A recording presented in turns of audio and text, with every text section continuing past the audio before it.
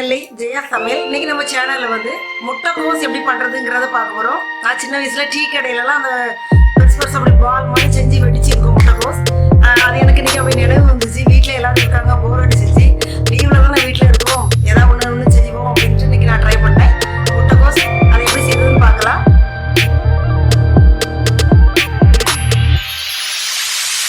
இந்த முட்டைக்கோஸ் செய்யறதுக்கு தேவையான பொருட்கள், ஃபர்ஸ்ட்ல வந்து இந்த முட்டைக்கோஸ் நம்ம வந்து செய்யறதுக்கு அந்த சுகர், அந்த ஏலக்காய், அந்த முட்டை, இதை வந்து நம்ம மிக்சியில் நல்லா அடித்து எடுத்துகிட்டு வந்துடணும். அந்த சீனி நம்மளுக்கு சீக்கிரம் கரையாது. ஸோ வந்து சீனி, ஒரு 3 ஏலக்காய், ஒரு முட்டை, இதை வந்து நம்ம பவுடர் பண்ணி நம்ம எடுத்துகிட்டு வந்துக்கலாம். ஃபர்ஸ்ட்டில் நான் வந்து இந்த கப்புக்கு 1/2 கப் சுகர் எடுத்திருக்கேன். ஏன்னா இதுக்கு 1 கப் மைதா மாவு எடுத்திருக்கேன். அதனால் வந்து 1/2 கப் சுகர் எடுத்திருக்கேன்.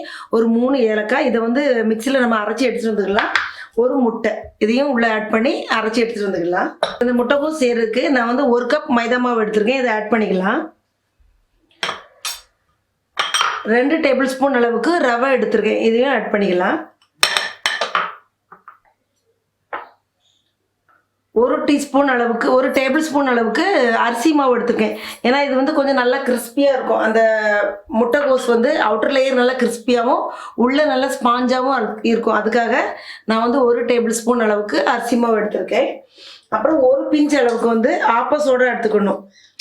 அது சேர்த்துக்கணும். இது ஆப்ஷன் தான். இது சேர்த்தா கொஞ்சம் நல்லா, அது வந்து நல்லா கிறிஸ்பியாக நல்லா வரும். அதனால தான் சேர்த்துக்கலாம். அப்புறம் நம்ம அரைச்சி எட்டு வந்திருக்கேன் அந்த சுகர், ஏலக்காய் அண்ட் தென் முட்டை. நான் வந்து ஒரு 1/2 டீஸ்பூன் வந்து சோம்பு போட்டிருக்கேன். அது ஒரு வாசனை நல்லா வரும். அந்த சோம்பு நம்ம சேர்த்து நம்ம பண்ணும்போது இந்த முட்டைக்கோஸ், அதனால் அதையும் சேர்த்து அரைச்சிருக்கேன். அந்த கலவையை இதில் ஊற்றிக்கலாம். 1 டீஸ்பூன் கீ சேர்த்துருக்கேன். இது வந்து இங்கே கீயாவும் நீ ஆட் பண்ணிக்கலாம், இல்லைனா வந்து சூடான எண்ணெயில் 1 டேபிள் ஸ்பூன் 2 டேபிள் ஸ்பூன் அளவுக்கு நம்ம ஆட் பண்ணிக்கலாம். அதை சேர்த்துருக்கேன். கொஞ்சமாக உப்பு ஆட் பண்ணிக்கணும். இதுக்கு எப்போவுமே ஸ்வீட் நம்ம பண்ணும்போது உப்பு ஆட் பண்ணிக்கணும். நான் வந்து கொஞ்சமாக உப்பும் ஆட் பண்ணிக்கிறேன். இப்போ இது நல்லா கையில் கலந்து விட்டுக்கிடுவோம். இப்போ வந்து இந்த மாதிரி நல்லா எல்லாத்தையும் நம்ம நல்லா கலந்து விட்டுட்டோம். இந்த மாதிரி நல்லா கலந்து விட்டுக்கணும். இப்போ வந்து இதில் கொஞ்சமாக பால் தெளித்து இதை வந்து நம்ம சப்பாத்தி மாவு பதத்துக்கு நம்ம வந்து அதை பிசைஞ்சிக்கலாம். பால் ஊற்றினா கொஞ்சம் டேஸ்ட்டு இருக்கும். இல்லைனா நீங்கள் வந்து தண்ணி கூட ஆட் பண்ணிக்கலாம். நான் பால் ஆட் பண்ணி லைட்டாக இதை பிசைஞ்சிக்கிறேன்.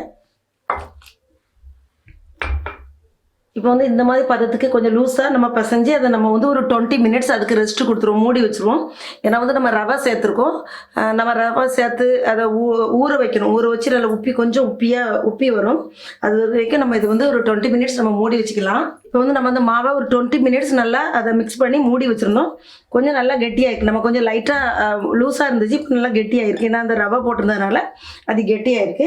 இப்போ வந்து நம்ம வந்து நல்லா அதை உருண்டை பண்ணி நம்ம வந்து எண்ணெயில் பொரிச்சு எடுக்க போகிறோம். எண்ணெயை சூடு பண்ணிக்கலாம்.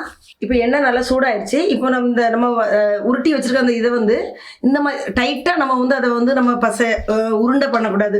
லைட்டாக அந்த மாதிரி எடுத்து இந்த மாதிரி லைட்டாக கையில் எண்ணெய் தொட்டுட்டு இந்த மாதிரி கோல் பண்ணி இப்படியே நம்ம போட்டுடணும். ஃப்ளேம் வந்து மீடியமாக வச்சுக்கோங்க. ரொம்ப ஹையாக இருந்தால் அவுட்டர் லேயர் ஈஸியாக கரிஞ்சிரும், உள்ளே வந்து நம்மளுக்கு வேகாது. இந்த மாதிரி போட்டு எடுத்துக்கலாம். அதுவே தன்னால் வெடிச்சிரும். நம்ம வந்து அதுக்கு கத்தி வச்சு கீத்து கொடுக்கணும் அப்படிங்கல, அது வெடிச்சிரும். இதே மாதிரி பாருங்கள், இந்த மாதிரி லைட்டாக எடுத்துட்டு அதை இருத்தி நம்ம பசையக்கூடாது. இந்த மாதிரி நம்ம வந்து அதை இப்படி போட்டுடலாம். லைட்டாக அப்படி எண்ணெய் அது மேலே வாரி விடுங்க, தன்னாலே வெடிச்சு வந்துடும். மொத்தமாக நம்ம போட்டு எடுத்தால் வராது. கொஞ்சம் கொஞ்சமாக நம்ம போட்டு எடுத்துக்கலாம். ஃப்ளேமை மீடியமாக வச்சுக்கோங்க. எல்லா பக்கமும் நல்லா வந்து அது வந்து அந்த ப்ரௌன் ஆக வரைக்கும் நம்ம போட்டு நம்ம அதை எடுக்கலாம். நம்ம வந்து இதை வந்து கத்தி வச்சு கீத்தெல்லாம் பண்ணலை. இதுவே அந்த மாதிரி வெடிச்சிருக்கு. இந்த மாதிரி வெடிச்சுக்கிடும். இந்த ஸ்டேஜில் நம்ம எடுத்துக்கலாம். ஏன்னா மீடியமாக வச்சு தான் நம்ம வந்து அதை ஃப்ரை பண்ணணும். ஏன்னா உள்ளே வந்து வேகாது, வெளியே வெந்துட்டு உள்ளே வேகாது. ஒரு 7 மினிட்ஸ் ஆகும் இது ஃபுல்லாக வேகிறதுக்கு. பாருங்கள், இந்த மாதிரி வெடிச்சிருக்கு. இதை எடுத்துக்கலாம். இதே மாதிரி நான் எல்லாத்தையும் போட்டுட்டு உங்களுக்கு நான் காணிக்கிறேன். இப்பொழுது சுவையான முட்டைக்கோஸ் ரெடி ஆயிடுச்சு. இது வந்து டீ கடை கஜடான்னு சொல்கிறாங்க, சில இடங்களில் வெடிகோஸ்ன்னு சொல்கிறாங்க. ஆனால் எங்கள் ஊர் சைடு தூத்துக்குடி பக்கம்லாம் முட்டைக்கோஸ்ன்னு தான் நாங்கள் சொல்லுவோம். நல்லா கரெக்டாக வந்திருக்கு. நான் சின்ன வயசில் எப்படி சாப்பிட்டோமோ அதே மாதிரி வந்திருக்கு. நல்லா அவுட் சைடு வந்து நல்லா ஹார்டாக இருக்குது, உள்ளே வந்து நல்லா சாஃப்டாக இருக்குது. இந்த மாதிரி நீங்கள் கண்டிப்பாக ட்ரை பண்ணி பாருங்கள். வீடியோ பிடிச்சிருந்தா லைக் பண்ணுங்கள், ஷேர் பண்ணுங்கள், சப்ஸ்கிரைப் பண்ணுங்கள். அடுத்த ஒரு வீடியோட உங்களை சந்திக்கிறேன். அன்டில் தென் உங்கள் ஜெயா ஜஸ்டின்.